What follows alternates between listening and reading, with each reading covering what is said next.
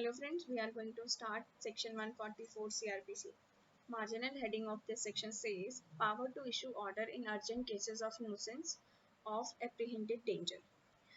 Total 7 subsections है यहाँ पर, हमें एक एक करके सबको देखना है।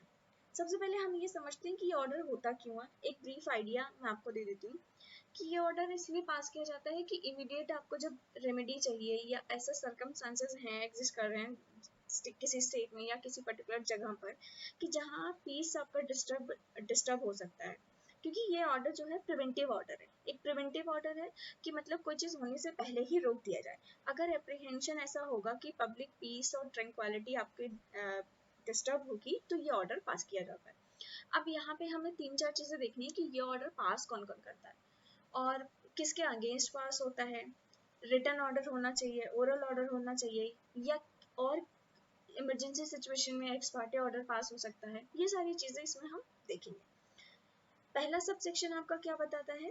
पहला सबसेक्शन ये बताता है कि जब किसी डीएम एसडीएम के ओपिनियन में ऐसा लगता है, यहाँ पे देखते हैं कि ऑर्डर पास कौन कौन कर सकता है। पहला तो है डीएम, दूसरा एसडीएम, तीसरा है तीसरा एग्जीक्यूटिव मजिस्ट्रेट। तो ये तीनों जो है ऑर्डर आपका ये 144 का पास कर सकते हैं। किन सिचुएशन में? जहां पर सफिशिएंट ग्राउंड है, sufficient ground for proceeding under this section. इस सेक्शन में प्रोसीड करने के लिए सफिशिएंट ग्राउंड है। इनका मैनर क्या होगा? सर्विंग का मैनर होगा सर्विंग का इस ऑर्डर का ये जैसा कि सेक्शन 134 में आपका दिया गया, और ये रिटर्न ऑर्डर होगा। ये ऑर्डर रिटर्न ऑर्डर होगा। हमें क्या करना है इस ऑर्डर में? हम क्या कर सकते हैं? किसी पर्सन को डायरेक्ट कर सकते हैं, any person, to abstain from a certain act or to take certain order। मतलब कि हम किसी पर्सन को मना कर सकते हैं कुछ करने से। ये एक रिस्ट्रिक्टिव ऑर्डर है। ऑर्डर 144 का जो ऑर्डर है वो एक रिस्ट्रिक्टिव ऑर्डर है, मैंडेटरी ऑर्डर नहीं है। जो कोई मजिस्ट्रेट इसको पास करेगा वो एक रिस्ट्रिक्टिव ऑर्डर होगा कि किसी चीज़ को मना कर दे या किसी चीज़ को उसको करने से रोक दे। और क्या बोल रहे हैं कि यहाँ से हम देखते हैं if such magistrate considers that such direction is likely to prevent or tends to prevent. क्या क्या चीज़ें प्रिवेंट करेगा ये? Obstruction, annoyance, injury to any person lawfully employed or to danger of human life, health, safety or disturbance of public tranquility or right and an affray। वो ये बोल रहे हैं कि अगर ये ऑर्डर ऐसा लगता है इस ऑर्डर से ये चीज़ें रोक पाएगा मजिस्ट्रेट तो ये ऑर्डर ये पास करते हैं।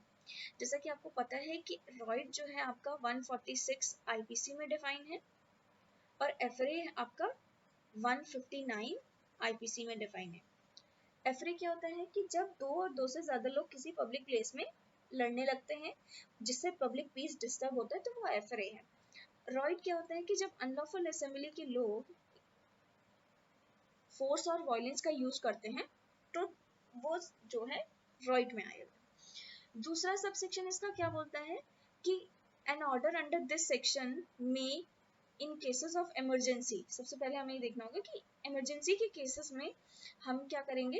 ये जो ऑर्डर है ये एक्स पार्टे भी ऑर्डर किया जा सकता है ना। इसमें फिर हम सीधे दूसरी पार्टी को बिना सुने ही ऑर्डर पास कर देंगे। तीसरा सबसेक्शन क्या बोलता है? An order under this section may be directed to a particular individual। अब हमें तीसरा सबसेक्शन ये बता रहा है कि किसके किसके अगेंस्ट ये ऑर्डर पास किया जाता है। To a particular individual or to a person residing in a particular place or area। जैसे कि मान लीजिए अभी राजस्थान में ही ये सेक्शन 144 अप्लाई हुआ है तो वो यही बता रहे हैं कि to persons residing in a particular place or area। मतलब किसी एरिया में भी लगाया जा सकता है जहाँ पे लोग रह रहे हैं और किसी पर्टिकुलर इंडिविजुअल के अगेंस्ट भी लगाया जा सकता है, और to the public generally when frequently or visiting a particular place or area. ये जनरल पब्लिक के अगेंस्ट भी लगाया जा सकता है, चौथा सब सेक्शन क्या बता रहा है कि no order under this section shall remain in force more than 2। ये ज्यादातर प्रिलिमिनरी प्री में आता है जुडिशरी के या फिर किसी भी और एग्जाम में। बहुत इंपॉर्टेंट सेक्शन है ये 144। इसमें ये हमेशा पूछते हैं कि इसका जो टाइम ड्यूरेशन है वो कितना होता है। इसका ज्यादातर 2 मंथ्स होता है, ये 2 महीने के लिए लगाया जाता है। लेकिन यहाँ पे जो एक प्रोवाइजो दे रहे हैं, provided that if the state government considers it necessary so to do for preventing danger to human life, health or safety, or for preventing a riot or any affray, तो ये क्या कर सकती है स्टेट गवर्नमेंट, ये इसको इस order को फर्दर 6 मंथ के लिए एक्सटेंड कर सकती है। तो टोटल एटमोस्ट ये कितने टाइम के लिए लगाया जा सकता है, 2 + 6 मोर मंथ्स। तो टोटल 8 मंथ्स के लिए टोटल इम्पोज हो सकता है, ज्यादा से ज्यादा ये तो 8 महीने के लिए इम्पोज हो सकता है। पांचवा सबसेक्शन क्या बोल रहा है कि एनी मजिस्ट्रेट में इधर own his own motion or on application of any person aggrieved rescind or alter। मतलब मजिस्ट्रेट कौन कौन ऑल्टर कर सकता है, तो मजिस्ट्रेट ऑल्टर कर सकता है इसे।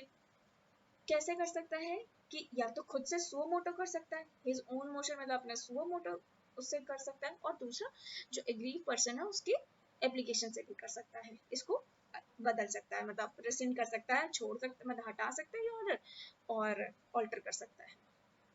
नेक्स्ट सबसेक्शन क्या बोलता है कि द स्टेट गवर्नमेंट में इधर own its own motion or on the application of any person aggrieve rescind or alter any order made by it under the proviso to subsection 4।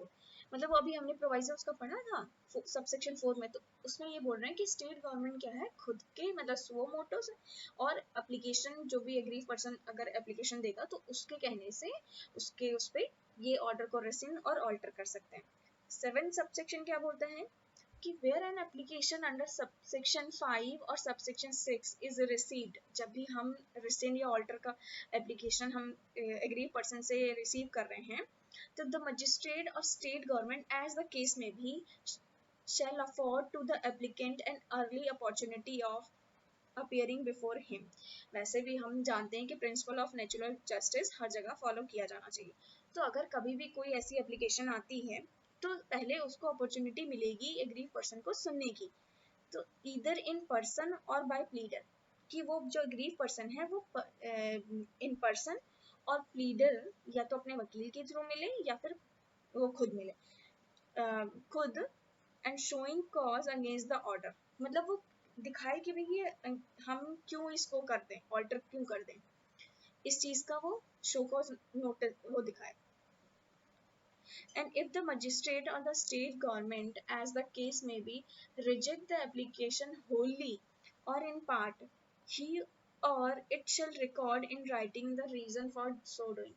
पहले तो हमें ये चीज समझना होगा कि दो बातें ही बोल रहे हैं कि अगर ऐसी कोई एप्लीकेशन आती है एग्रीव पर्सन से सेक्शन 144(5) में और सेक्शन 144(6) में, इसमें आएगी 6 में तो स्टेट गवर्नमेंट के पास आ रही है स्टेट गवर्नमेंट, और यहाँ पर आ रही है किसके पास, मजिस्ट्रेट के पास। तो ये जो है अगर इन लोगों ने एप्लीकेशन तुरंत, एक सेकेंड, हाँ ये बोल रहे हैं कि अगर ऐसी कोई एप्लीकेशन आती है तो पहले तो हम उसे अपॉर्चुनिटी देंगे कि वो सो कॉज नोटिस दे उसके ऑर्डर के अगेंस्ट। अब अगर दोनों ही मजिस्ट्रेट और स्टेट गवर्नमेंट इसको रिजेक्ट कर देते हैं, एप्लीकेशन को रिजेक्ट कर दें, अगर ये इसको रिजेक्ट कर देते हैं तो वो इसके रिजेक्शन के लिए रीजन देंगे। रीजन ये भी आपका थर्ड प्रिंसिपल है प्रिंसिपल ऑफ नेचुरल जस्टिस का, कि every order should be a reasoned order. मतलब ऐसा वो क्यों कर रहे हैं मजिस्ट्रेट या स्टेट गवर्नमेंट उस एप्लीकेशन को पूरी तरह से या पार्टली क्यों रिजेक्ट कर दे रही है, तो उसके लिए वो रीजन देगा। और ये हमारा बहुत इंपॉर्टेंट प्रिंसिपल है, third principle of natural justice, that every order should be reasoned order. That is all about section 144.